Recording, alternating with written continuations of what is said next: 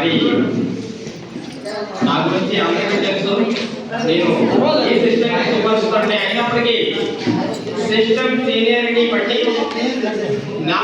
సంవత్సరాలు ఇవ్వాలనుకుంటున్నాను. పాలెం హరికృష్ణ ఇరుపురం విలేజ్ ఇచ్చాం. అలాగే ఈరోజు ఈ సన్మానాన్ని ఎంత ఘనంగా నిర్వహించినటువంటి the great vendor senior applied and system the great company of sales of company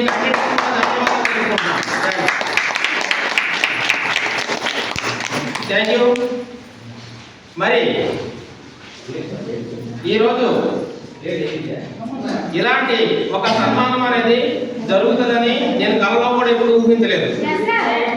ఎందుకంటే బిఫోర్ సేల్స్ ఆఫ్ లో నేను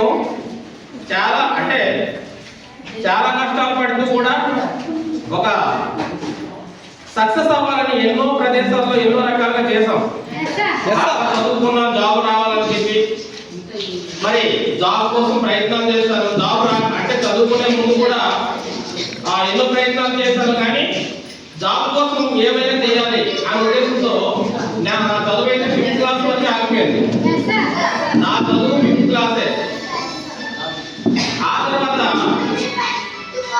తినడానికి తిండి కూడా లేదు ఆ రోజుల్లో, చాలా కష్టం. కానీ ఎన్నో ప్రదేశాల్లో పనిచేశారు, కానీ ఎలాంటి మార్పు రాలేదు. చదువుకుంటే ఏమో జరుగుతుందని ఎంప్లాయ్మెంట్ తెలియక ఇంకొకసారి నౌకరీ చేయాలని ఆలోచనతో చదువుకుంటే ఇంకేదో జరుగుతుందని చెప్పేసి డైరెక్ట్ గా 10th క్లాస్ అనేది రాయడం జరిగింది. 6th, 7th, 8th, 9th నేను చదవలేదు. ఆ రోజు నాకు పెయిన్, ఎలా ముందుకు వెళ్ళాలి, మరి వేరే మార్గం అయితే లేదు, సరైన గైడ్ లేదు. ఒకటి బాగా చదువుకుంటే మంచి జాబ్ వస్తుంది, మంచి జాబ్ వస్తే బ్రతకగలను. మరి ఈ 4 సంవత్సరాలు ఏం చేశాను, ఎలిమెంటరీ స్కూల్లో టీచర్ గా భర్తీ అయిపోయాను. 5వ తరగతి చదువు నుంచే, అప్పటి నుంచే నేను టీచర్. ఆ తర్వాత 10th, ఇంటర్మీడియట్, డిగ్రీ, మరేది ఆగలేదు. స్పోర్ట్స్ లో వెళ్ళిపోయి మంచి వాలీబాల్ బాగా ఆడతాను, హై జంప్ చేస్తాను, లాంగ్ జంప్ చేస్తాను, అన్నింటిలో కూడా మంచి మార్కులు తెచ్చుకొని ఒక పీటీ టీచర్ అయిపోయాను. థ్యాంక్ గాడ్, భగవంతుడు నాకు ఉద్యోగం ఇవ్వలేదు.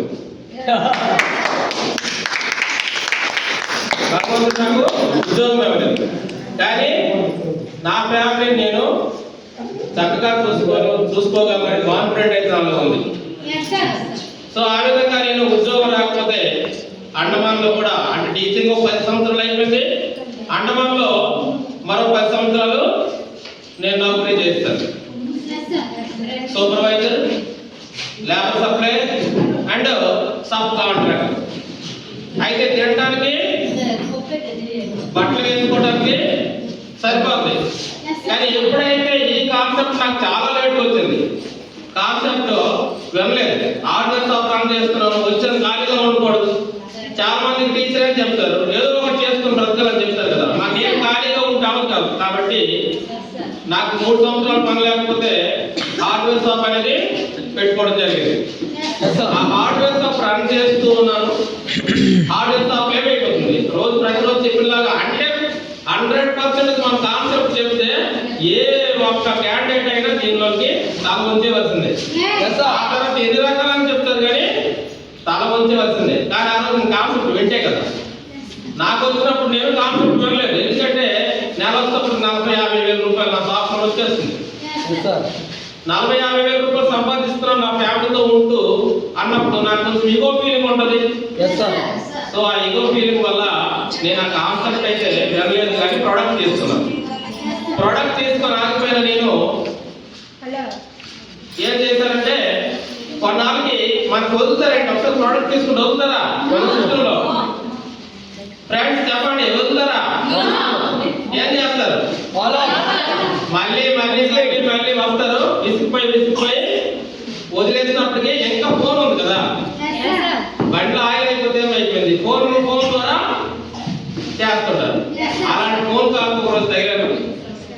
ఆ ఫోన్ కాల్ ఎందుకులే, గడిగడి ఫోన్ వస్తుంది కదా, ఒకసారి వెళ్తే పోదు అని వచ్చి ఇక్కడ శ్రద్ధగా బ్యాక్ సీట్ లో కూర్చొని శ్రద్ధగా క్లాస్ అనేది విన్నా? ఆ రోజు నాకు అర్థమైంది, డబ్బులు ఎక్కడైనా సంపాదించవచ్చు కానీ లైఫ్ లో సెక్యూరిటీ ఎక్కడా లేదు.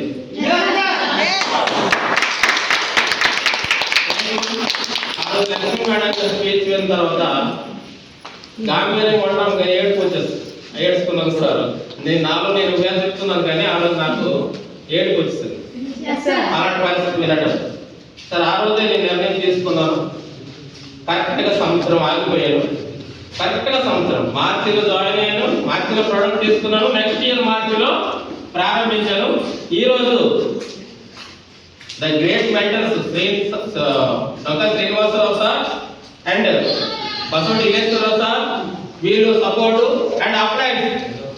నా అప్లయన్స్ అంటే ఎవరు ఆగిపోతున్నా కూడా ట్రైనింగ్ కోసం ఏమవుతుంటాం, మళ్ళీ మీదకి వెళ్ళి ఇంకొకరిని పట్టేయాలి.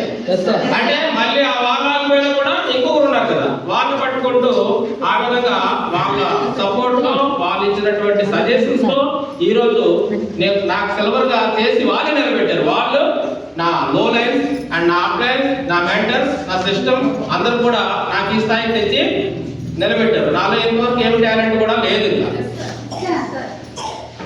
Thank you. సిల్వర్ ఫంక్షన్ అందరినీ చూస్తాను, చూసిన తర్వాత నాకు కూడా సిల్వర్ ఫంక్షన్ కావాలి అనిపిస్తుంది. ప్రతి చోట మనం వెళ్ళామంటే ఆ సిల్వర్ ఫంక్షన్ నాకు కూడా కావాలి, ఎందుకు కాకూడదు అని ఆలోచన అనేది కూడా. అంటే మనం ఇలా అటెండ్ అవుతుంటేనే మనకు ఆలోచన కూడదు. సో నేనేమంటున్నానంటే నేను ఒకరిని చూసి ఇంప్రెస్ అయ్యి నేను కూడా సిల్వర్ అవ్వాలి అని అనుకున్నాను. మరి మీరందరూ కూడా మీరున్న స్థాయి నుంచి మరో స్థాయికి వెళ్ళి తప్పటి కొట్టించుకో, నేనే కొట్టాలి మీ అందరి కోసం అని అనుకుంటున్నాను. మరి మీరందరూ కూడా మనం ఈ స్థాయి నుంచి ఇంకో స్థాయికి వెళ్ళాలని నేను కూడా కోరుకుంటున్నాను, మనసారా కోరుకుంటున్నాను. అలాగే మీరందరూ కూడా ఈ ఫంక్షన్ కి ఒక మెసేజ్ ద్వారా వచ్చినందుకు, ఇంత ఘనంగా జరిపించినందుకు మీ అందరికీ కూడా మరి మనస్ఫూర్తిగా ధన్యవాదాలు తెలుపుకుంటున్నాను. Thank you. మరి సమయం అయితే చాలా ఎక్కువైంది. నా గురించి చెప్పాలంటే ఇంకా ట్రైనింగ్ లో వివరిస్తాను. ఎందుకంటే ప్రతి ఒక్కరి జీవితంలో కూడా చాలా బాధలు పడిన వాళ్ళే ఉంటారు. ఇందులో రావాలంటే బాగా జరిగిన వాళ్ళైతే ఎవరు రారు, వాళ్ళకి అర్థం అవ్వదు. పెయిన్ అంటే తెలియదు, సో గెయిన్ కోసం అనేది ఆలోచించరు. బట్ ఇందులో ఏదో బ్యాక్ స్టోరీ అనేది వాళ్ళకు ఉండే ఉంటుంది, వాళ్ళందరికీ ఉంటుంది, మీ అందరికి కూడా ఉంటుందని నేనైతే నమ్ముతున్నాను, నాకు ఉంది కాబట్టి. సో ఇదైతే మన ట్రైనింగ్ లో చెప్పుకుందాం. మరి ఎంత మంచి అవకాశాన్ని ఇచ్చినటువంటి నా గ్రేట్ మెంటర్స్ కి, మరి నా అప్లయన్స్ అందరికీ కూడా, మరి మీ అందరికీ కూడా, నా లో లైన్స్, నా క్యారెట్ టీమ్, నా లో లైన్స్ కూడా ధన్యవాదాలు తెలుపుకుంటూ నేను తదుపరి కార్యక్రమం మన great mentor DSL sir continue చేస్తారని కోరుకుంటున్నాను.